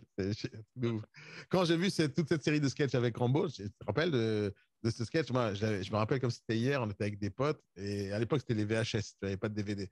Et donc on s'organisait tout un week-end pour se retrouver chez un pote pour regarder le VHS. Et il a dit j'ai trouvé un truc, un comique, Albert Dupontel. Et on met la cassette. Je crois que j'ai jamais ri autant de ma vie. On était pliés en 4, mais littéralement. C'est-à-dire, on mettait pause pour rigoler. Et un quart d'heure plus tard, on revenait pour mettre play. Regarde le sketch de Dupontel à l'époque, la sexualité, mais c'est hilarant ce truc. Tu connais ou pas, Sébastien, Albert Dupontel? Regarde sur YouTube. Attendez, je vais voir. Dupontel, c'est pas celui qui a fait Bernie. Non, c'est pas mal non plus. Hein. Ah, c'est lui. Hein? C'est Bernie. Qui est dans une voiture qui se retrouve en ange, c'est pas mal. Ah ouais, ah putain, ouais. Enfin, tous ces sketchs, ils sont hilarants. Tous. Mais à pisser de rire. C'est-à-dire, dans cette époque-là, c'est. Je vais le retrouver, je vais vous le mettre à la radio dans quelques minutes, d'accord? Je vais le retrouver sur YouTube, je le mets. Écoutez Capiche là maintenant, je vais mettre le sketch du Pontel, je vais mettre 2 ou 3 et vous allez vous éclater. Les amis, passez une très bonne journée, amusez-vous bien. Je vous laisse, rendez-vous avec Depardieu. Bonne journée à tous. Bon appétit avec Depardieu. Bye. Les amis, passez une